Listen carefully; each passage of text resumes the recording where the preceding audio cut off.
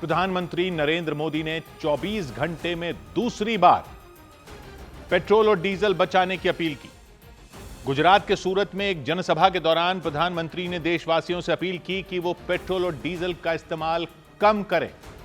एक रोज पहले भी पीएम ने लोगों से पेट्रोल और डीजल बचाने की अपील की थी और 24 घंटे के अंदर ही एक बार फिर प्रधानमंत्री ने लोगों से पेट्रोल और डीजल की खपत कम करने की अपील की। उन्होंने लोगों से कहा कि ज्यादा से ज्यादा मेट्रो और इलेक्ट्रिक बसों का इस्तेमाल करें, सरकारी और निजी दफ्तरों में वर्क फ्रॉम होम लागू करें, स्कूलों में कुछ समय के लिए ऑनलाइन क्लास चलाएं, खाने वाले तेल की बचत करें और 1 साल तक सोना खरीदने से बचें, स्वदेशी चीजों का इस्तेमाल करें और विदेश में छुट्टी मनाने की जगह देश में ही घूमें। प्रधानमंत्री नरेंद्र मोदी ने लोगों से एक बार फिर एकजुट होने की अपील की। कहा कि सबको साथ मिलकर इन संकल्पों को पूरा करना चाहिए। एक बार हमें एकजुट होना होगा ताकि संकट किसी भी तरह हमारी प्रगति को, हमारे विकास को प्रभावित न करे। मुझे विश्वास है हम सब साथ मिलकर इन संकल्पों को पूरा करेंगे और देश को मजबूती देंगे। पीएम ने कहा अगर हम सब मिलकर इन संकल्पों को मजबूती से पूरा कर लेंगे तो जिस तरह देश ने कोरोना संकट को पार किया था वैसे ही पश्चिम एशिया में बने संकट को भी पार कर लेगा। इधर उत्तर प्रदेश के संभल में एक सरकारी स्कूल में हिंदू समुदाय के बच्चों को क्लास में हिजाब और टोपी पहनाने को लेकर बवाल हो गया। हिंदूवादी संगठनों से जुड़े लोगों को जब इसकी जानकारी मिली तो उन्होंने विरोध किया। मामले ने तूल पकड़ा तो प्रशासन ने शिक्षा विभाग के अफसरों की एक टीम बना दी, जांच करवाई। जांच के बाद स्कूल के प्रिंसिपल, कार्यवाहक प्रिंसिपल और एक सहायक अध्यापक को सस्पेंड कर दिया गया।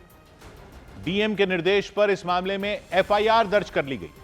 हालांकि इस मामले में उन शिक्षकों का पक्ष सामने नहीं आया जिन पर कार्रवाई की गई, लेकिन संभल के डीएम ने बताया कि स्कूल के शिक्षकों पर लग रहे आरोपों की जांच करवाई गई तो उसमें कई आरोप सही पाए गए।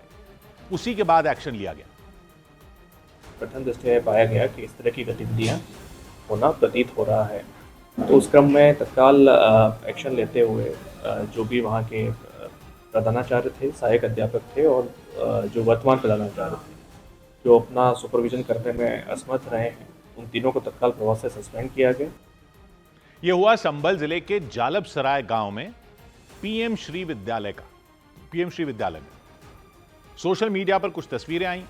उन तस्वीरों में दावा किया गया कि सरकारी स्कूल में हिंदू बच्चों को मुस्लिम समुदाय की टोपी और बच्चियों को हिजाब पहनाकर प्रार्थना में शामिल किया गया। हालांकि उस स्कूल में मुस्लिम समुदाय की बच्चियों की संख्या अच्छी खासी है।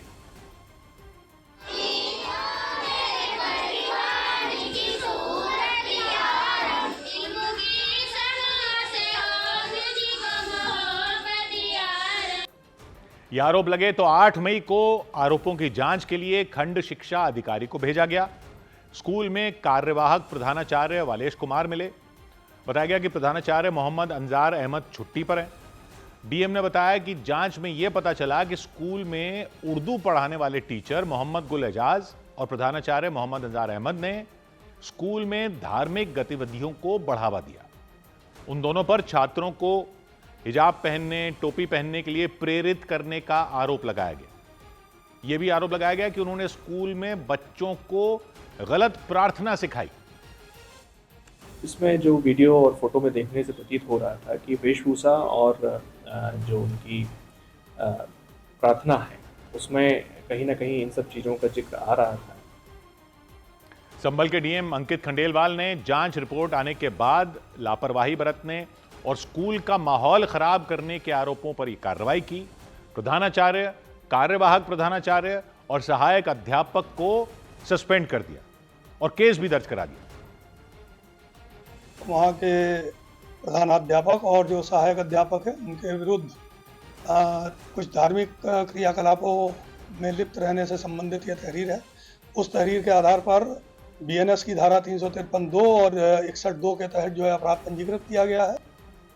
और इस मामले की और गहराई से जांच करने के लिए मुख्य विकास अधिकारी की अध्यक्षता में 3 सदस्यों की एक जांच कमेटी भी बना दी गई, जो यह पता लगाएगी कि स्कूल में शिक्षकों ने किस मंशा से बच्चों को टोपी पहनाई, हिजाब पहनाया। हालांकि आरोपी शिक्षकों की तरफ से इस मामले में कोई प्रतिक्रिया नहीं सामने आई। इधर दिल्ली के नजदीक यूपी के नोएडा में मुस्लिम समुदाय के एक दुकानदार पर पिज्जा पर थूक कर बेचने का आरोप लगाया गया। वैसे ही आरोप जैसे कई और जगहों पर भी लगाए जा रहे थे, इस बार पिज्जा पर हिंदूवादी संगठनों से जुड़े कुछ लोगों ने इसे लेकर हंगामा कर दिया। लोग भड़क गए, नाराज होकर उनके खिलाफ कार्रवाई की मांग कर दी।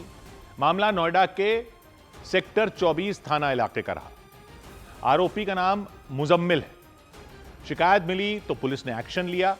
थूककर पिज्जा परोसने के आरोप में मुजम्मिल को हिरासत में ले लिया और उस वीडियो की जांच शुरू कर दी, जिसके आधार पर यह आरोप लगाया गया कि वो पिज्जा पर थूक रहे थे। वीडियो मुजम्मिल की दुकान में लगे सीसीटीवी कैमरे में रिकॉर्ड हुआ था। वो पिज्जा बनाते समय आगे की तरफ झुकते हुए दिखाई दिए वीडियो में। ऐसा लगा जैसे उन्होंने उस पर थूक दिया हो, मतलब ऐसा आरोप लगा कि वो जो झुक रहे हैं वो थूक रहे हैं या वो फूंक मार रहे हैं। अब इसी को लेकर बवाल हो गया। आरोप लगाया गया कि मुजम्मिल ने पिज्जा का बेस बनाने के दौरान उस पर थूका। हिंदूवादी संगठनों से जुड़े लोगों ने इसे लेकर नाराजगी जताई और पुलिस से शिकायत कर दी। वीडियो को सबूत के तौर पर पेश किया। पुलिस ने भी लोगों की नाराजगी को देखते हुए कार्रवाई की और मुजम्मिल को हिरासत में ले लिया। वीडियो के दृश्यों के आधार पर एक व्यक्ति जो है उसके विरुद्ध निरोधात्मक कार्रवाई की गई है। अन्य कार्रवाई जो है वो वीडियो की जांच के बाद की जाएगी। पुलिस कह रही है नोएडा के चौड़ा गांव के रहने वाले मुजम्मिल पिज्जा हंट नाम से अपनी एक दुकान चलाते हैं। आरोप उन पर यह लगाया कि वो ग्राहकों को पिज्जा परोसने से पहले उस पर थूकते हैं और जो वीडियो पेश किया उसमें वो झुकते हुए दिखाई दिए। मामला बढ़ा तो हिंदूवादी संगठनों से जुड़े लोग उनकी दुकान पर पहुंच गए, उन्हें पकड़कर पुलिस के हवाले कर दिया। उधर उत्तर प्रदेश के कुशीनगर जिले में एक मदरसे में पाकिस्तान का पंखा मिला तो बवाल हो गया। पाकिस्तान का पंखा मिला तो तुरंत पुलिस हरकत में आ गई। जैसे ही पता चला, पंखे की जांच शुरू हुई कि पाकिस्तान में बना वो पंखा भारत में कैसे पहुंचा, मदरसे में कैसे लग गया, कौन उसे लेकर आया। पुलिस ने जांच की। पुलिस के लिए जांच में पता चला 3 साल पहले वो पंखा उस मदरसे को दान में दिया गया था और जिसने दान में दिया था पुलिस उनके पास पहुंच गई। उनका नाम शमसुद्दीन बताया गया। उनका कहना है सऊदी अरब में उनका बेटा काम करता है, उसी ने कुछ साल पहले उनके लिए यह पंखा भेजा था और उन्होंने दावा किया उन्हें नहीं पता था वो पंखा पाकिस्तान का है या पाकिस्तान में बना हुआ है। शमसुद्दीन बताते हैं कि कुछ साल पहले मदरसे में पंखे की जरूरत पड़ी थी तो उन्होंने वो पंखा मदरसे को दान कर दिया। सऊदी में हमारा लड़का एक हमारे लिए प्रश्न पंखा खरीदा था वहाँ पे और बोला कि हम कोरियल कर देते हैं, चला जाएगा।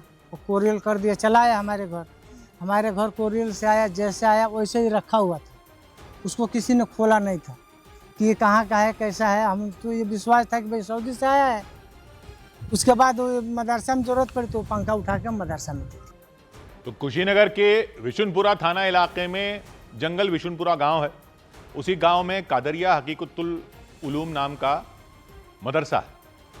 मदरसे में पढ़ाने वाले टीचर ने बताया कि मदरसा चंदे से चलता है। कुछ साल पहले गर्मी थी, गर्मी से परेशान बच्चों के लिए गांव वालों से मदद मांगी गई थी, पंखा दान करने की अपील की गई थी। तब शमसुद्दीन ने पंखा दान में दे दिया था, लेकिन कुछ रोज वो पहले वो पंखा खराब हो गया। जब तक वो लगा हुआ था तब तक कुछ नहीं था, वो खराब हो गया और उसे ठीक करवाने के लिए भेजा गया। तो पंखा चलता रहा और उसके बाद से अभी 2-4 दिन पहले जब वो ख़राब हुआ है तो हम उसको उतरवाए हैं और कल शाम को लाकर जब दिए हैं बनने के लिए तो मिस्त्री उसको खोले हैं तो उसमें लिखा था मेड इन पाकिस्तान। तो उन्होंने बताया कि तो पाकिस्तान का बना हुआ पंखा है। पंखे की मरम्मत करने वाले व्यक्ति ने बताया कि मदरसे से 3 पंखे आए थे, 2 पंखे उसने खोल लिए थे, तीसरा नहीं खुल रहा था। तो उसने YouTube की मदद से उसे खोलने की कोशिश की ताकि किसी भी तरह वो पंखा खुल जाए, उसे ठीक कर सके। लेकिन तभी दुकान पर आए कुछ बच्चों ने बताया कि पंखे पर मेड इन पाकिस्तान लिखा है। तो अभी रखे थे, थोड़ी देर के बाद में खोलेंगे। उसको सर्च मार रहे थे यूट्यूब पे कैसे खुलेगा, ये अलग तरीके का पंखा था, तो खोल रहे थे नहीं खुला, तो यहीं पर रखे थे, तो बच्चे आए वो देखे ये तो मेड इन पाकिस्तान का है। तो पाकिस्तान का पंखा मिलने की खबर पूरे इलाके में फैल गई। अब पिछड़ा आयोग की तरफ से इस मामले की जांच कराने की मांग की गई।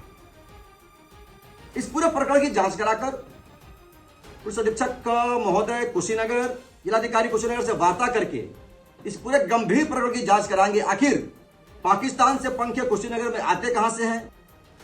अब पुलिस ने पंखा दान करने वाले शमसुद्दीन और मदरसा प्रबंधक मोहम्मद यूनुस को पूछताछ के लिए हिरासत में ले लिया। पुलिस ने शमसुद्दीन के बेटे, जिन्होंने सऊदी अरब से पंखा भेजा था, जैसा शमसुद्दीन बता रहे हैं, उनसे भी बात की। हालांकि पुलिस की जांच में ऐसा कुछ संदिग्ध नहीं मिला। इधर यूपी के अमरोहा में पुलिस ने दावा किया कि एक लड़के की हत्या के लिए उसके माता पिता ने ही सुपारी दी थी। उत्तर प्रदेश के अमरोहा में नहर किनारे मिले एक लड़के के शव के मामले में बड़ा पर्दाफाश हुआ। पुलिस के मुताबिक उसके माता पिता और भाई ने ही 5 लाख रुपए की सुपारी देकर उसकी हत्या करवाई थी। पुलिस ने बताया वो लड़का नशे का आदी था और आए दिन घर में झगड़ा करता था। इसी बात से परेशान होकर परिवार वालों ने उसकी हत्या करवा दी। उत्तर प्रदेश के प्रयागराज में आईटीआई के एक छात्र की दिन दहाड़े गोली मारकर हत्या कर दी गई। छात्र के परिजनों और दोस्तों ने उसके साथ ही पढ़ने वाले एक दूसरे छात्र पर हत्या का आरोप लगाया। उनके मुताबिक कुछ रोज पहले ही उनका झगड़ा हुआ था। परिजनों की शिकायत पर उसके खिलाफ मुकदमा दर्ज किया गया। बिहार के समस्तीपुर में एक शिक्षक पर एक छात्रा से छेड़खानी करने का आरोप लगा। इस मामले के सामने आते ही लोग भड़क गए। उन्होंने आरोपी शिक्षक के खिलाफ कार्रवाई किए जाने की मांग की। इसके बाद पुलिस ने आरोपी शिक्षक को हिरासत में ले लिया। बिहार के मुजफ्फरपुर में एक शादी समारोह के दौरान एक लड़के ने स्टेज पर चढ़कर पिस्तौल लहराई। आरोप लगाया गया कि लड़की के घर वालों ने जब उस लड़के को ऐसा नहीं करने के लिए कहा तो उसने उन्हें जान से मारने की धमकी तक दी। लड़की के घर वालों की शिकायत पर पुलिस ने आरोपी के खिलाफ मामला दर्ज कर लिया। उधर मेडिकल कॉलेजों में दाखिले के लिए होने वाली परीक्षा नीट में गड़बड़ी और पेपर लीक की आशंकाएं फिर से लगीं तो राजस्थान पुलिस के स्पेशल ऑपरेशन ग्रुप ने जांच तेज कर दी। नीट की परीक्षा 3 मई को हुई थी, 3 मई को आयोजित की गई थी। पेपर लीक ना हो, कोई धांधली ना हो, इसे लेकर परीक्षा करवाने वाली एजेंसी एनटीए यानी नेशनल टेस्टिंग एजेंसी ने हर तरह के जरूरी कदम उठाए थे। एनटीए कह रही है हर तरह की तैयारी की थी, लेकिन 4 दिन बाद 7 मई को परीक्षा में गड़बड़ी के आरोप लग गए। उसकी ऐसी जानकारी मिली कि परीक्षा में गड़बड़ी हुई है। एनटीए ने वो जानकारी केंद्रीय एजेंसी को भेज दी, केंद्रीय एजेंसियों को भेज दी। परीक्षा में धांधली के तार राजस्थान के सीकर से जुड़ते दिखाई दिए। सीकर का नाम सामने आया तो राजस्थान पुलिस ने जांच के लिए एसओजी स्पेशल ऑपरेशन ग्रुप बना दिया। स्पेशल ऑपरेशन ग्रुप का कहना है कि परीक्षा से पहले एक गेस्ट पेपर छात्रों के बीच सर्कुलेट हुआ था। गेस्ट पेपर मतलब एक तरह का क्वेश्चन बैंक कि ऐसे सवाल आ सकते हैं, सैंपल पेपर। अधिकारियों का कहना है गेस्ट पेपर में 410 सवाल थे और उनमें 120 सवाल नीट की परीक्षा में हूबहू आए। गेस्ट पेपर में करीब 410 क्वेश्चंस हैं। उन 410 क्वेश्चंस में से तकरीबन 120 क्वेश्चन केमिस्ट्री में आए हुए बताए जाते हैं। वो गेस्ट पेपर इन लोगों के बीच में, बच्चों के बीच में आज से नहीं, वो काफी एग्जाम के करीब 15 दिन पहले, महीना भर पहले तक उनके पास में ये आ रखा था।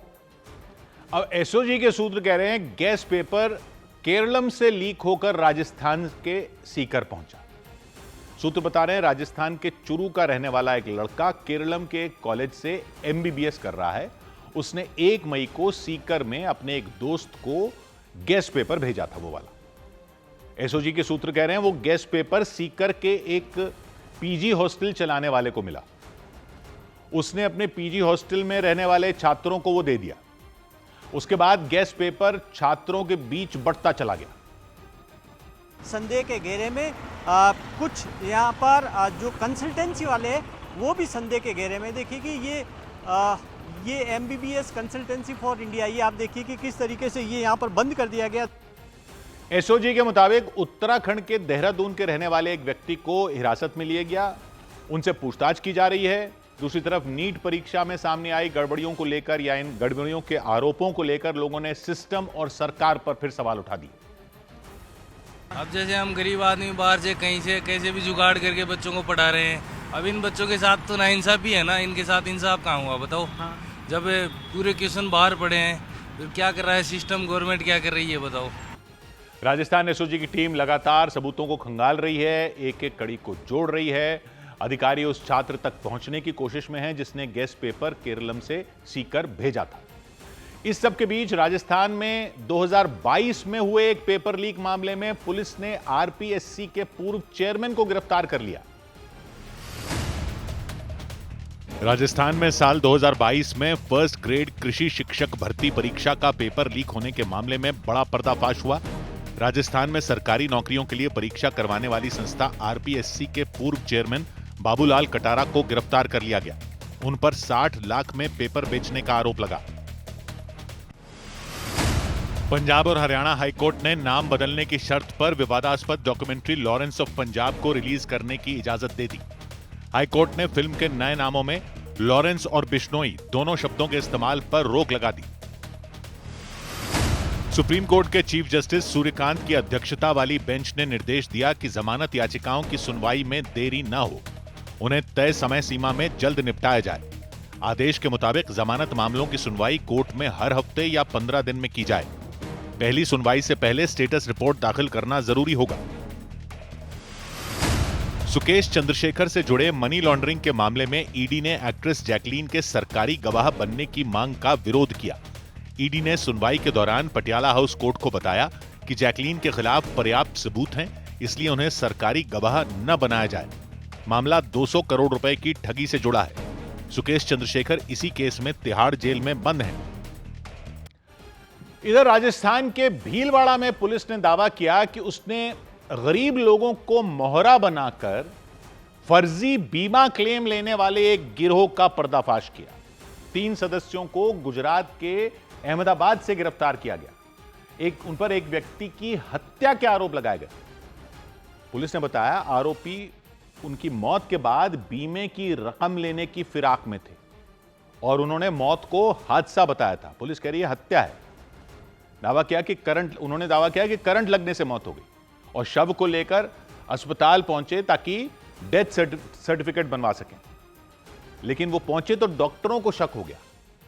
उन्होंने पुलिस को खबर की, तब जाकर पुलिस कह रही है मामले का पता चला। पुलिस कह रही है आरोपी इससे पहले भी कुछ लोगों को इसी तरह अपना शिकार बना चुके हैं। मौत के बाद जब बीमे की रकम मिल जाती थी तब वो मृतक के परिवार को उसमें से थोड़ा बहुत हिस्सा देकर, थोड़ा बहुत पैसा देकर बाकी सारा पैसा अपने पास रख लेते थे और उनका नेटवर्क गुजरात के साथ साथ राजस्थान में भी फैला हुआ था। लेकिन इस बार वो पकड़े गए। तीनों को पुलिस ने गिरफ्तार कर लिया। गिरोह के दूसरे सदस्यों को पकड़ने के लिए टीमें बना दी गई।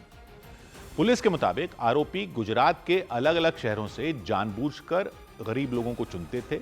कम उम्र के लोग जिनकी उम्र 35 से 40 साल तक हो, जिन्हें कोई गंभीर बीमारी हो, उनका पता लगाते थे कि उनको कोई गंभीर बीमारी हो, फिर उन्हें शराब की लत लगवाते थे ताकि उनकी हालत और बिगड़ जाए और फिर अपने खर्चे पर उनका लाखों रुपए का बीमा करवा देते थे। इसके बाद पीड़ित को राजस्थान के भीलवाड़ा ले जाते थे जहां उन्होंने पूरा इंतजाम कर रखा था। पुलिस बता रही है आरोपियों ने इसी तरह अहमदाबाद के एक व्यक्ति को अपने जाल में फंसाया। उनकी हालत पहले से ही ठीक नहीं थी, बीमार थे, वो गंभीर बीमारी थी। आरोपियों ने उन्हें कई दिन तक शराब पिलाई और उनकी हालत और बिगड़ गई। आरोपियों ने उनके परिवार को भरोसा दिया कि राजस्थान के भीलवाड़ा ले जाते हैं इलाज के लिए, कि वहां ले जाते हैं वहां इलाज हो जाएगा। लेकिन भीलवाड़ा लाकर उन्होंने एक सुनसान जगह पर उनकी हत्या कर दी और कहानी बनाई कि करंट लग गया और करंट लगने से मौत हो गई। इन्होंने फिर बताया कि मेरे बेटे की जो पैर का अंगूठा था उस पर किसी चीज़ से जलाया और एक उंगली को भी जला दिया और हॉस्पिटल में आके ये सूचना दी थी कि जो मृतक है दीपक, ये कोई खेत पे काम कर रहा था जिसको करंट लग गया। लेकिन जब वो अस्पताल पहुंचे शव लेकर, तब डॉक्टरों को शक हो गया, उन्हें मामला संदिग्ध लगा। करंट लगने की बात पर उन्हें भरोसा नहीं हुआ डॉक्टरों को, क्योंकि जो शरीर की हालत थी उसको देखकर उनका शक यकीन में बदल गया। उन्होंने तुरंत पुलिस को बुला लिया, लेकिन तब तक वो शव लेकर फरार हो गए। पुलिस आने से पहले वो शव लेकर फरार हो गए। पुलिस ने फिर मृतक के परिवार से संपर्क किया, उनसे आरोपियों के फोन नंबर लिए, फिर उस फोन नंबर के जरिए उन तीनों को गिरफ्तार कर लिया। उधर नेपाल की राजधानी काठमांडू में एक बड़ा विमान हादसा होते होते बच गया। नेपाल की राजधानी काठमांडू में त्रिभुवन इंटरनेशनल एयरपोर्ट पर लैंडिंग के दौरान तुर्की के एक विमान के टायरों में अचानक आग लग गई। हालांकि आग पर तुरंत काबू पा लिया गया और सभी यात्रियों को सुरक्षित बाहर निकाल लिया गया। विमान में 278 यात्री और चालक दल के 11 सदस्य सवार थे। उत्तर प्रदेश के मेरठ में पुलिस ने मुठभेड़ के बाद अमन और नवीन नाम के 2 बदमाशों को गिरफ्तार करने का दावा किया। दोनों बदमाशों पर कई मामले दर्ज हैं। पुलिस उनकी तलाश में जुटी थी। अधिकारियों के मुताबिक दोनों ने पुलिस पर गोलियां चलाईं और जवाबी कार्रवाई में वो घायल हो गए। मध्य प्रदेश सरकार ने जबलपुर के बरगी डैम में हुए क्रूज हादसे की न्यायिक जांच के आदेश दे दिए। हाईकोर्ट के एक रिटायर्ड जज की अध्यक्षता में न्यायिक आयोग का गठन कर दिया गया।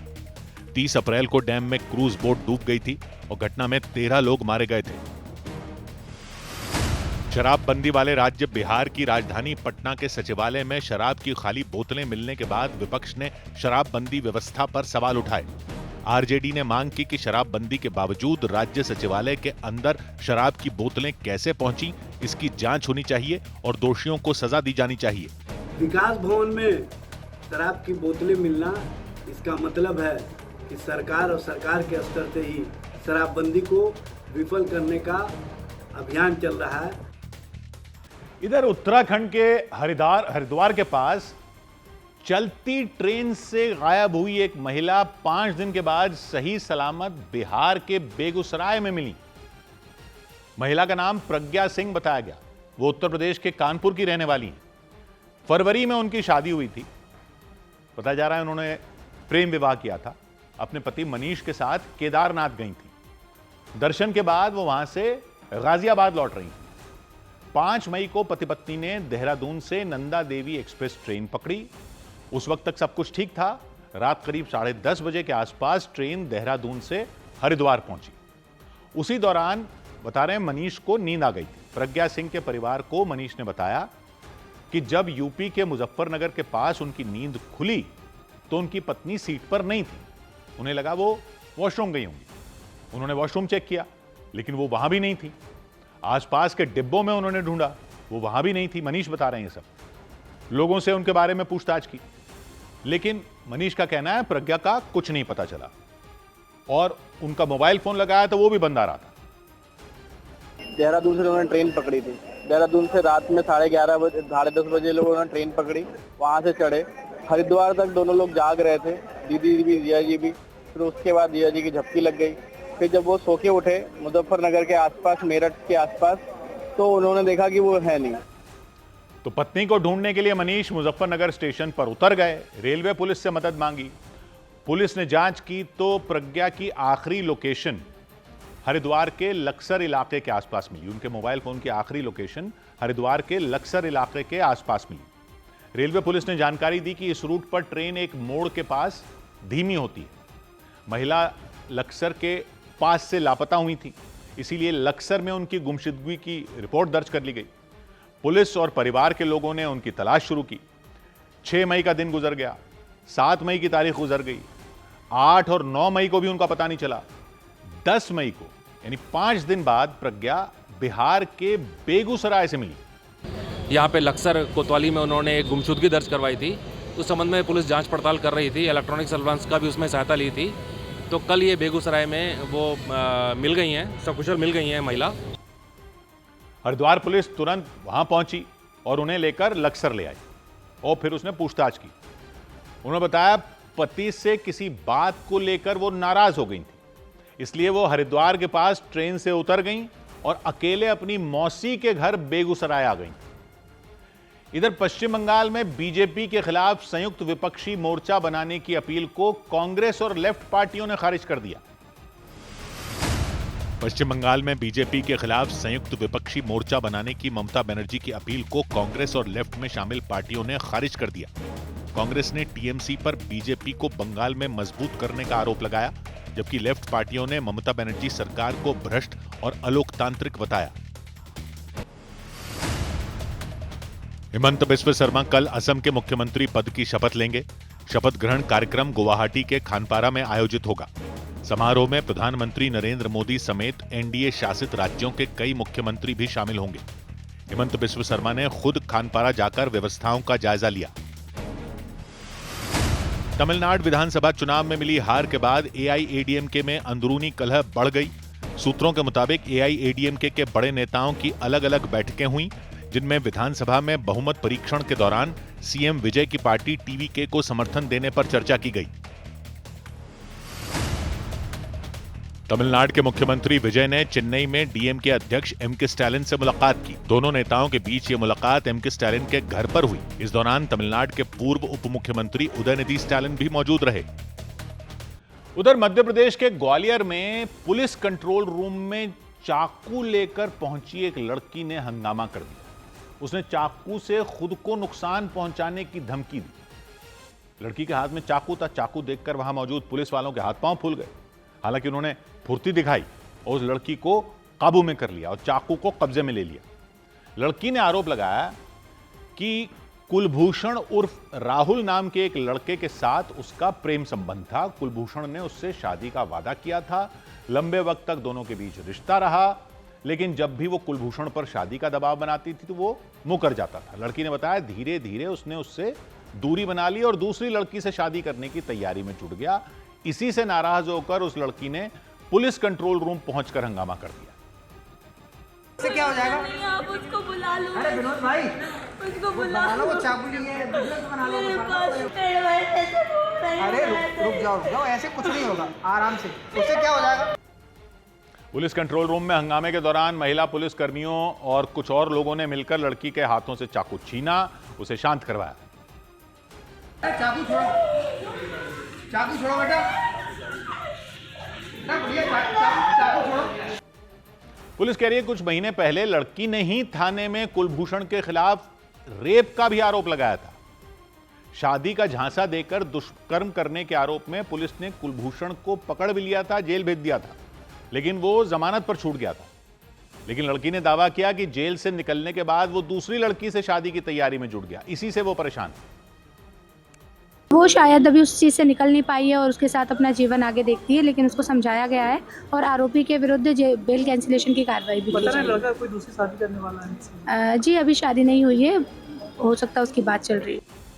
लड़की के हंगामे की वजह से काफी देर तक पुलिस कंट्रोल रूम में अफरा तफरी का माहौल बना रहा। महिला पुलिस कर्मियों ने लड़की को समझाया और फिर शांत करवाया।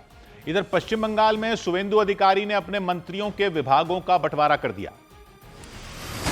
पश्चिम बंगाल में बीजेपी सरकार ने मंत्रियों के विभागों का बंटवारा कर दिया। दिलीप घोष को ग्रामीण विकास और पशुपालन विभाग, अग्निमित्रा पॉल को महिला एवं बाल कल्याण मंत्रालय, निशित प्रमाणिक को उत्तर बंगाल विकास, खेल और युवा कल्याण और अशोक कीर्तनिया को खाद्य विभाग की जिम्मेदारी सौंपी गई।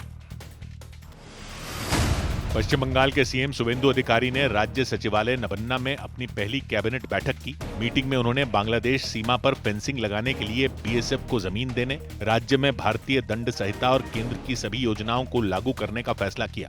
राज्य सरकार ने सरकारी नौकरियों में अधिकतम आयु सीमा 5 साल बढ़ाने का भी निर्णय लिया। बंगाल विधानसभा चुनाव में 31 सीटों के नतीजों के खिलाफ ममता बनर्जी की पार्टी टीएमसी सुप्रीम कोर्ट पहुंच गई। टीएमसी की तरफ से दावा किया गया कि 31 सीटों पर बीजेपी और टीएमसी के बीच हार जीत का अंतर एसआईआर में काटे गए वोटों से कम है। इस पर सुप्रीम कोर्ट ने एसआईआर के खिलाफ नई याचिका लगाने की इजाजत दे दी। इधर दिल्ली के न्यू अशोकनगर इलाके में दुकानों के सील होने के डर से लोगों ने दुकानों के आगे दीवारें बना दी। अपनी दुकानों के सामने रातों रात दीवारें खड़ी कर दी, दुकानों को ढक दिया। नोटिस आया हुआ था तो दुकान को ही ढक दिया, ताकि जब सरकारी अफसरों की टीम कार्रवाई के लिए आए तो दुकानों का पता ही न चले कि ये दुकान है। दिल्ली के नगर निगम एमसीडी ने एक नोटिस जारी किया कि न्यू अशोक नगर में मेट्रो के पास चल रही जो दुकानें हैं वो अवैध हैं, उनको सील किया जाएगा। 12 मई से कार्रवाई शुरू होने का ऐलान किया गया था, लेकिन इससे पहले ही लोगों ने अपनी दुकानों को बचाने का ऐसा तरीका ढूंढ निकाला, दुकानों के सामने दीवारें बना दी।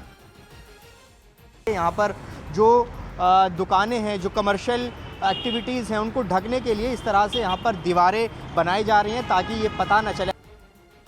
लोग कह रहे हैं उस इलाके में करीब 500 दुकानें हैं। ज्यादातर लोगों ने सील किए जाने के डर से या तो अपनी दुकानें बंद कर दी या फिर दुकानों को दीवार बनाकर ढक दिया। कुछ लोगों ने तो यह भी कहा कि जब एमसीडी की कार्रवाई खत्म हो जाएगी तब वो दीवार हटाकर दोबारा अपनी दुकान दोबारा शुरू कर देंगे। ऐसे पूरी दुकान मार्केट बंद होगा। अच्छा, हाँ। तो ये किस चीज़ की दुकान थी? ये कबाड़ी का। कबाड़ी का। तो अब खुलेगा नहीं? हाँ, नहीं खुलेगा, बाद में देखेंगे। खुलेगा बोल रहा है 20-25 दिन के अंदर। 20-25 दिन। तो एक दुकानदार ने प्रशासन की कार्रवाई पर ही सवाल खड़े कर दिए। उनका दावा है प्रशासन की तरफ से उन्हें कोई नोटिस नहीं मिला, कोई जानकारी नहीं मिली। अगर आप कमर्शियल एक्टिविटी हो रही है तो इनको पहले नहीं पता थी कमर्शियल एक्टिविटी हो रही है। हाँ। तो काफी दिन से हो रही है। ठीक है। ना कोई नोटिस नहीं है इनका हमारे पास। हाँ। कोई हमारे पास कोई जानकारी नहीं है इस तरह से। प्रशासन ने न्यू अशोकनगर मेट्रो स्टेशन के पास मौजूद कई अवैध दुकानों की पहचान की। उन दुकानों को सील करने का फैसला लिया गया था और ऐलान किया था कि 12 मई से अवैध दुकानों को सील करने की कार्रवाई शुरू हो जाएगी।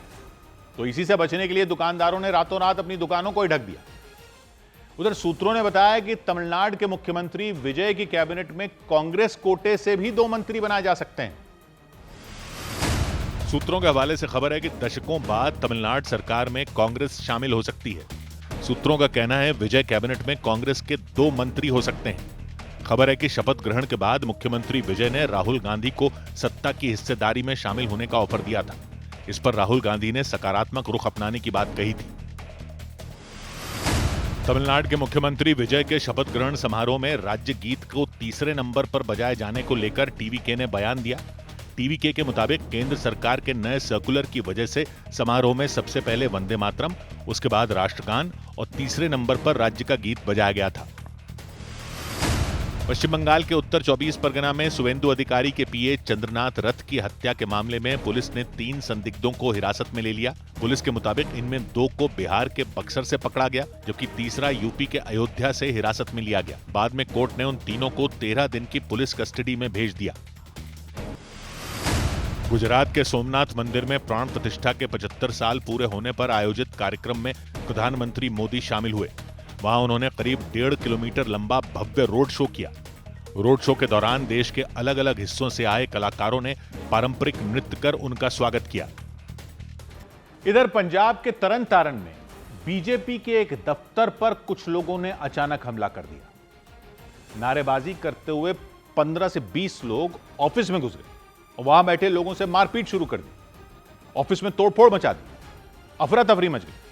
बीजेपी के लोगों ने उनका विरोध किया, उन्हें ऑफिस से बाहर निकालने की कोशिश की, लेकिन इससे वहां के हालात और बिगड़ गए। हमलावर भड़क गए। उन लोगों ने बीजेपी ऑफिस पर ईंट पत्थरों से हमला शुरू कर दिया। डर के मारे दफ्तर में बैठे लोग वहां से भाग गए, अंदर के कमरों में जाकर छिप गए। लेकिन उन हमलावरों का गुस्सा शांत नहीं हुआ। जिस कमरे में बीजेपी के कार्यकर्ता अंदर जाकर छुप गए थे, उसके दरवाजे पर उन्होंने वो पत्थर मारते रहे। कुछ लोग पैर से दरवाजा तोड़ने की कोशिश करते दिखे। ये घटना तब हुई जब बीजेपी ऑफिस में कुछ लोग बैठे हुए थे। 15 से 20 लोग ऑफिस में घुस गए, नारे लगाने शुरू कर दिए।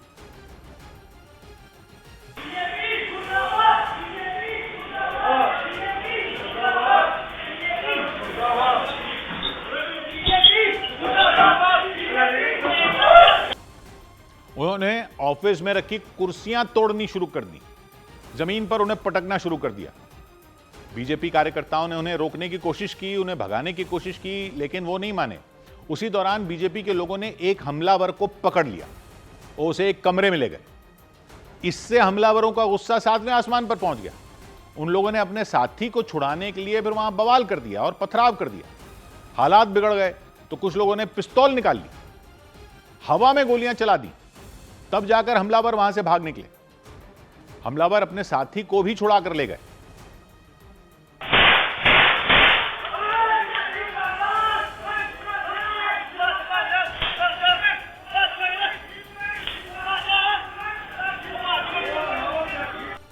फिर पुलिस की एक टीम वहां पहुंच गई, सीसीटीवी वीडियो देखे, उसकी मदद से हमलावरों की फिर तलाश शुरू कर दी। उधर पंजाब के लुधियाना में पुलिस कमिश्नर के दफ्तर पर ताला लगाने जा रहे बीजेपी कार्यकर्ताओं की पुलिस वालों से झड़प हो गई। बीजेपी कार्यकर्ताओं ने पुलिस पर आम आदमी पार्टी के कार्यकर्ता की तरह काम करने का आरोप लगाया।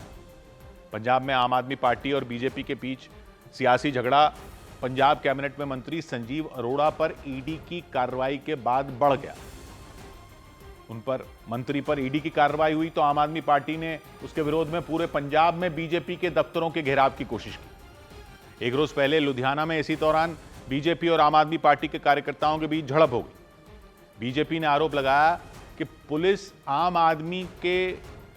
ने आम आदमी पार्टी के कार्यकर्ताओं को रोका ही नहीं, कोई कार्रवाई नहीं की। तो इसके विरोध में बीजेपी ने लुधियाना पुलिस कमिश्नर का घेराव करने की कोशिश की।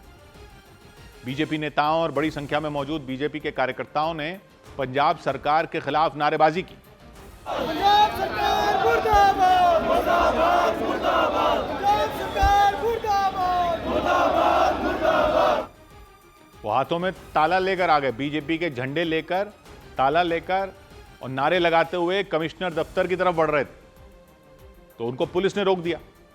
वो रोके गए तो उन्होंने आम आदमी पार्टी के खिलाफ नारे लगाने शुरू कर दिए। आम आदमी पार्टी मुर्दाबाद, मुर्दाबाद, मुर्दाबाद, आम आदमी पार्टी मुर्दाबाद, मुर्दाबाद, मुर्दाबाद। बीजेपी के प्रदर्शनकारियों का गुस्सा पंजाब पुलिस के खिलाफ भी फूट पड़ा। उन्होंने पंजाब पुलिस के खिलाफ भी नारे लगाने शुरू कर दिए। पंजाब पुलिस मुर्दाबाद, पंजाब पुलिस मुर्दाबाद। माहौल तनावपूर्ण हो गया जब बीजेपी कार्यकर्ताओं के हाथों से ताले छीन लिए गए। वो ताला लेकर जा रहे थे प्रदर्शन कर और उन्हें बैरिकेडिंग लगाकर रोक दिया गया। इसके बाद प्रदर्शनकारी भड़क गए और पुलिस के साथ उनकी तीखी बहस हो गई, धक्का मुक्की शुरू हो गई। ताले लेके आए, इस करके ताले लेके आए हैं क्योंकि पंजाब पुलिस ने आम आदमी पार्टी का काम किया। जिद्दां वेस्ट बंगाल कहते सी असं कब्जा किया, इत्थे भी कब्जा करांगे। तो वहां अफरा तफरी जैसे हालात बन गए कुछ समय के लिए। पुलिस लगातार प्रदर्शनकारियों को पीछे हटाने की कोशिश करती दिखी। बीजेपी कार्यकर्ता पुलिस और प्रशासन के खिलाफ नारे लगाते रहे। कुछ लोगों ने धक्के लगाकर बैरिकेडिंग को गिराने की भी कोशिश की। बीजेपी ने आरोप लगाया कि पंजाब पुलिस भगवंत मान सरकार के इशारे पर काम कर रही है। पंजाब दी पुलिस वो पंजाब पुलिस की भूमिका च नहीं हैगी। वो केवल एक पाप वालियां दे वलंटियर बन के, खास करके कट्टर बेईमानां दे नाल रल के वो पंजाब नूं गुमराह कराने का काम कर रही है। पुलिस के अधिकारी इस दौरान प्रदर्शन कर रहे बीजेपी नेताओं और बीजेपी के कार्यकर्ताओं को समझाते दिखे, उनसे लौटने की अपील करते दिखे। 2 घंटे तक लुधियाना कमिश्नर ऑफिस की तरफ जाने वाली सड़क पर गहमागहमी बनी। उधर पंजाब में मुख्यमंत्री भगवंत मान के चचेरे भाई ने बीजेपी की सदस्यता ले ली। पंजाब के मुख्यमंत्री भगवंत मान के चचेरे भाई ज्ञान सिंह मान बीजेपी में शामिल हो गए। चंडीगढ़ स्थित बीजेपी ऑफिस में हरियाणा के मुख्यमंत्री नायब सिंह सैनी और पंजाब बीजेपी के अध्यक्ष सुनील जाखड़ ने उन्हें पार्टी की सदस्यता दिलाई। पार्टी में शामिल होने पर बीजेपी नेताओं ने ज्ञान सिंह का स्वागत किया। उत्तर प्रदेश के मुख्यमंत्री योगी आदित्यनाथ ने फिल्म कृष्णावतारम को राज्य में टैक्स फ्री घोषित कर दिया। लखनऊ के लोक भवन में फिल्म देखने के बाद मुख्यमंत्री ने इसकी घोषणा की। फिल्म की विशेष स्क्रीनिंग में मुख्यमंत्री के अलावा राज्यपाल आनंदीबेन पटेल, दोनों डिप्टी सीएम और कई मंत्री शामिल हुए। केंद्र सरकार ने 1 जुलाई से विकसित भारत जी राम जी एक्ट लागू करने का ऐलान कर दिया। ये मनरेगा कानून की जगह लेगा। मनरेगा के तहत रोजगार गारंटी 100 दिन की थी, लेकिन विकसित भारत जी राम जी अधिनियम के तहत इसे बढ़ाकर 125 दिन कर दिया गया। केंद्र सरकार ने नए कानून के लिए 95,692 करोड़ रुपए का ऐतिहासिक आवंटन भी किया। उधर अमेरिका के अखबार द न्यूयॉर्क टाइम्स ने एक रिपोर्ट दी कि स्ट्रेट ऑफ हॉर्मूज बंद होने के बाद भी ईरान को रूस से मदद मिल रही है, मिलिट्री मदद मिल रही है, सैन्य मदद मिल रही है। रूस से ड्रोन मिल रहे हैं, हथियार मिल रहे हैं, सैन्य उपकरण मिल रहे हैं। और ये सब कुछ रूस किस रास्ते से भेज रहा है? एक सीक्रेट रास्ते के जरिए ईरान तक पहुंचा रहा है। ना वो रास्ता आसमान से आता है, ना जमीन से आता है। ये चारों ओर जमीन से घिरे कैस्पियन सागर से आता है। यहां एक दूसरा सागर भी है जो ईरान के किनारे पर है। एक तो ये फारस की खाड़ी और ओमान की खाड़ी और अरब सागर है। उधर उत्तर में ईरान के कैस्पियन सागर है जो 5 देशों को आपस में जोड़ता है। रिपोर्ट कह रही है कि हॉर्मूज गलियारा बंद होने के बाद से ही रूस उस रास्ते का इस्तेमाल कर रहा है। कैस्पियन सागर का इस्तेमाल कर ईरान की मदद कर रहा है। पिछले महीने अमेरिका ने स्ट्रेट ऑफ हॉर्मूज में तो नाकेबंदी कर दी थी। अमेरिका चाहता था ईरान को दूसरे देशों से जो मदद मिल रही है वो पूरी तरह बंद हो जाए। क्योंकि उस तक कोई जहाज जा ही ना सके, खासकर रूस से मिलने वाली मदद। लेकिन द न्यूयॉर्क टाइम्स की रिपोर्ट कह रही है ये नाकेबंदी ईरान पर असर इसलिए नहीं हो रही, उसका असर ईरान पर इसलिए नहीं हो रहा क्योंकि ईरान की मदद करने के लिए रूस ने कैस्पियन सागर का रास्ता निकाल लिया। अमेरिका और इजराइल की पहुंच से वो रास्ता दूर है, कैस्पियन सागर वाला। कैस्पियन सागर रूस, ईरान, कजाकिस्तान, तुर्कमेनिस्तान और अजरबैजान को आपस में जोड़ता है। इसके किनारे पे ये 5 देश हैं। यहां कोई अंतर्राष्ट्रीय जल मार्ग नहीं है। ये चारों तरफ, ये सागर ऐसा है जो चारों तरफ एक बड़ी झील की तरह है। ये सागर चारों तरफ देशों से घिरा हुआ है, इसलिए अमेरिका और इजराइल की नौसेना की पहुंच से बाहर है। रूस के आस्त्रखैन पोर्ट से ईरान के बंदर अंजली पोर्ट की दूरी 900 से 1100 किलोमीटर के बीच है। खबर है कि रूस इसी रूट से ईरान को ड्रोन के पुर्जे भेज रहा है, मिसाइल भेज रहा है, बाकी जरूरी सामान भेज रहा है ताकि ईरान अमेरिका के सामने डटा रहे। हालांकि इससे पहले मार्च महीने में भी खबर आई थी कि रूस कैस्पियन सागर के रास्ते ईरान को हथियार भेज रहा है, शाहिद ड्रोन भेज रहा है, जो शाहिद ड्रोन अब रूस बनाने लगा है वहां पर अपने यहां। इसके बाद इजराइल ने ईरान के बंदर अंजली पोर्ट पर हमला भी कर दिया था। इजराइल ने दावा किया था कि जिस रास्ते से रूस और ईरान के बीच हथियारों की सप्लाई हो रही है उसने वो रास्ता तबाह कर दिया। लेकिन इजराइल के हमले के बावजूद न्यूयॉर्क टाइम्स की रिपोर्ट कह रही है रास्ता पूरी तरह बंद नहीं हुआ। रिपोर्ट कह रही है हॉर्मुज गलियारा बंद होने के बाद रूस और ईरान के बीच इस रास्ते से सप्लाई और बढ़ गई। उधर अमेरिका के अखबार द वॉल स्ट्रीट जर्नल में एक चौंका देने वाली रिपोर्ट आई कि इजराइल ने जंग के दौरान ईरान के पड़ोसी देश इराक की धरती पर एक मिलिट्री बेस बना लिया था। इराक में सीक्रेट मिलिट्री बेस, जिसे गुपचुप तरीके से चलाया जा रहा था, जिसके बारे में न तो ईरान को भनक लग पाई थी, न ही इराक को ही पता चल पाया था कि उसकी जमीन पर इजराइल का मिलिट्री बेस बन गया। मतलब इजराइल की सेना इराक की जमीन से युद्ध लड़ रही थी और इराक की सरकार और वहां की सेना तक को इसकी खबर ही नहीं थी। उन्हें पता नहीं था ईरान पर हमले के लिए इराक की धरती का इस्तेमाल किया जा रहा है। यह रिपोर्ट कह रही है इजराइल ने 28 फरवरी से पहले ही, यानी जब यह वाला युद्ध शुरू हुआ उससे पहले ही यह गुप्त सैन्य ठिकाना इराक के अंदर बना लिया था। यानी ईरान के खिलाफ युद्ध शुरू होने से पहले इजराइल की सेना वहां अपने पैर जमा चुकी थी। जब अमेरिका और इजराइल ने मिलकर ईरान पर हमले किए थे उस दौरान इराक वाले सीक्रेट बेस से भी मदद मिल रही थी। ईरान और इजराइल के बीच लंबा चौड़ा फासला है। दोनों देशों के बीच जो सबसे कम दूरी है वो भी 1600 किलोमीटर के आसपास है। बीच में जॉर्डन पड़ता है, सीरिया पड़ता है, इराक भी पड़ता है। मतलब ईरान पर हमला करने के लिए इजराइल के लड़ाकू विमानों को सैकड़ों किलोमीटर की दूरी तय करनी थी। रिपोर्ट कह रही है कि इसीलिए इजराइल ने पहले ही बीच में एक पड़ाव बना लिया था, एक गुप्त सैन्य अड्डा बना लिया था। उसे इराक के पश्चिमी हिस्से में रेगिस्तान के बीचों बीच बनाया गया। इराक में बेस होने से इजराइल की सेना के लिए ईरान की दूरी घट गई, आधी रह गई। इसकी वजह से वो आसानी से ईरान पर हमले कर पा रही थी इजराइल की सेना। लेकिन हैरान करने वाली बात यह कि इराक को भी इसकी कानो कान खबर नहीं थी। ईरान भी इजराइल के सीक्रेट मिलिट्री बेस से अनजान था। हालांकि अमेरिका को इसके बारे में पता था। रिपोर्ट कह रही है इराक में बनाए गए सैन्य अड्डे पर इजराइल ने अपने सबसे घातक सैनिकों को तैनात किया हुआ था। वो हर तरह के ऑपरेशन के लिए 24 घंटे तैयार थे, हमले के लिए तैयार थे, कुछ हो जाए तो राहत और बचाव अभियान के लिए भी तैयार थे। उन्होंने कई ऑपरेशनों को अंजाम भी दिया। लेकिन रिपोर्ट से जानकारी मिली कि मार्च के पहले हफ्ते में इजराइल के इस गुप्त सैन्य अड्डे से पर्दा हट गया था। यानी युद्ध शुरू होने के कुछ दिन बाद रिपोर्ट बताती है कि इजराइल का यह गुप्त सैन्य ठिकाना इराक के पश्चिम हिस्से में था। कुछ दिनों बाद पता चल गया था। इराक का वैसे यह हिस्सा बिल्कुल सुनसान है, चारों तरफ रेत ही रेत है। वहां रेत किसी समुद्र की तरह फैली हुई है। रेत के इसी समंदर में या रेत के इतने बड़े रेगिस्तान में इजराइल ने अपने सैनिकों को उतार दिया था, सैन्य अड्डा बना लिया था। रिपोर्ट कहती है युद्ध शुरू होने के कुछ दिन बाद वहां एक चरवाहा पहुंच गया था भेड़ बकरियां चराने के लिए। उसने रेगिस्तान के बीच में यह देखा, अजीब हलचल देखी कि हेलीकॉप्टर उतर रहा है। हेलीकॉप्टर को उतरते देखा तो उसे शक हुआ। उसने फौरन इसकी जानकारी वहाँ के अधिकारियों को दी, वहाँ के इराक के अधिकारियों को, इराक के अधिकारियों से इराक की सेना तक जानकारी पहुंची। सूचना मिलते ही इराक की सेना के कान खड़े हो गए। उसने तुरंत कुछ सैनिकों को जांच के लिए भेज दिया ताकि ये पता चले कि हेलीकॉप्टर कहाँ से आ गया रेगिस्तान के बीच में। इराक के सैनिक पहुंचे तो इजराइल की फौज को लगा कि अब भेद खुल जाएगा। रिपोर्ट कह रही है इसीलिए उसने इराक के सैनिकों पर हमला कर दिया था। इजराइल की सेना ने इराक के अंदर, उस हमले में इराक के एक सैनिक की मौत भी हो गई थी। कहा जा रहा है इसी के बाद उस सीक्रेट मिलिट्री बेस के सबूत इराक के हाथ लग गए थे।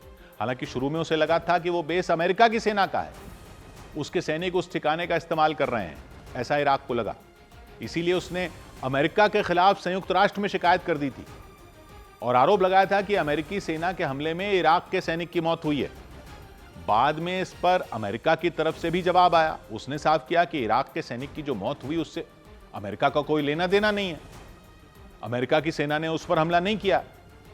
इसी बीच जब इराक को पता चला कि उसकी धरती पर इजराइल ने बिना बताए सैन्य अड्डा बना रखा था तो वो भड़क गया। उसने इसे उकसावे वाला कदम बताया और कड़ी आपत्ति जताई। हालांकि इजराइल की तरफ से इस पर कोई आधिकारिक बयान नहीं आया। इधर न्यूज एजेंसी रॉयटर्स की एक रिपोर्ट आई जिसमें आशंका जताई गई कि ईरान के कच्चे तेल के सबसे बड़े केंद्र से तेल लीक हो रहा है, तेल का रिसाव शुरू हो गया है। अटकलें हैं कि ईरान के पास कच्चे तेल को जमा करने के लिए जगह नहीं बची है, इसलिए वो उसे खुले समंदर में बहा रहा है। हालांकि ईरान मना कर रहा है, ईरान कह रहा है ऐसा कुछ नहीं है, झूठ बता रहा है इन खबरों को। पर ये चर्चा तब शुरू हुई जब फारस की खाड़ी में खार्क द्वीप जो है उसकी नई सैटेलाइट तस्वीरें जारी की गई। खार्क द्वीप ईरान के तेल का सबसे बड़ा केंद्र है, वहीं पर वो स्टोर करके रखता है। वहां बड़े बड़े टैंक बने हैं, टैंकों में ईरान अपनी धरती से निकलने वाला कच्चा तेल स्टोर करता है, इकट्ठा करता है। वहीं से वो जहाज उसके जाते थे तेल ले जाने वाले, तेल को दुनिया के दूसरे देशों को वहीं से भेजा जाता है खार्क द्वीप से। लेकिन खार्क द्वीप की नई सैटेलाइट तस्वीरों ने बड़े खतरे के संकेत दिए। उन तस्वीरों की में दिखा कि इस द्वीप के आसपास समंदर के ऊपर एक परत जम गई। करीब 45 किलोमीटर के दायरे में वो परत नजर आई सैटेलाइट तस्वीरों में। तो अंदेशा जताया गया कि वो परत कच्चे तेल की है जो ईरान के खार्क द्वीप से निकला और आसपास फैल गया।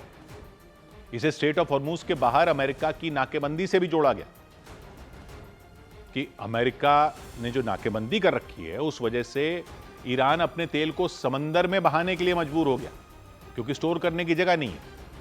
बीते एक महीने से अमेरिका की नेवी ने हॉर्मूज गलियारे के बाहर नाकेबंदी लगा रखी है।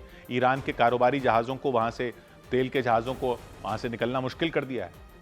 अमेरिका का दावा है उसकी नाकेबंदी की वजह से ईरान का तेल व्यापार ठप हो चुका है, क्योंकि तेल ढोने वाले ईरान के जहाज स्ट्रेट ऑफ हॉर्मूज को पार ही नहीं कर पा रहे हैं। जबकि युद्ध से पहले ईरान ही नहीं बल्कि दूसरे खाड़ी देशों का कच्चा तेल भी हॉर्मूज गलियारे से ही आ रहा था। लेकिन वहां नाकेबंदी लगाने वाले अमेरिका ने साफ किया कि वो ईरान के जहाज़ों को किसी भी कीमत पर निकलने नहीं देगा। अब इस सख्ती को 1 महीना हो गया, अमेरिका की सख्ती को, नाकेबंदी को। ईरान के तेल कारोबार पर अड़ंगा लगाए 1 महीना हो चुका। इससे पहले भी कुछ मीडिया रिपोर्ट में दावा किया गया था कि अगर अमेरिका की नाकेबंदी नहीं हटी जल्द तो ईरान की परेशानियां बढ़ सकती हैं, उसके तेल उत्पादन पर इसका असर पड़ सकता है। ईरान के पास तेल को स्टोर करने के जो टैंक हैं वो फुल हो जाएंगे, क्योंकि नाकेबंदी की वजह से वो अपना कच्चा तेल दूसरे देशों को नहीं भेज पा रहा। तेल नहीं भेज पा रहा तो उसे जमा करके रखना होगा। कच्चे तेल को इकट्ठा करने की जो सबसे बड़ी जगह है उसके पास वो खार्क आइलैंड है।